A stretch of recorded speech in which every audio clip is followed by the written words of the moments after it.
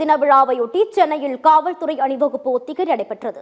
நாட்டின் 79வது சுதந்திர தின விழா வரும் 15ஆம் தேதி கொண்டாடப்படும் நிலையில் இன்று சென்னை கோட்டை கொத்தளத்தில் காவல்துறை அணிவகுப்பு ஒத்திகை நிகழ்ச்சி நடைபெற்றது.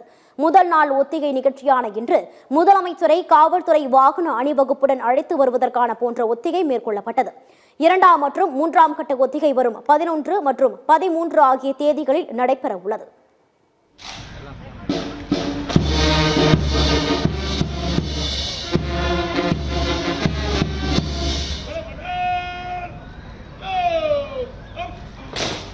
சுதந்திர சிந்தனையை மனதில் நிறுத்தி அணிவகுத்து நிற்கும் வீரர்கள் படைகளை ஒவ்வொன்றாக பார்வையிட உள்ளார்கள் மாண்புமிகு தமிழ்நாடு முதலமைச்சர் அவர்கள்.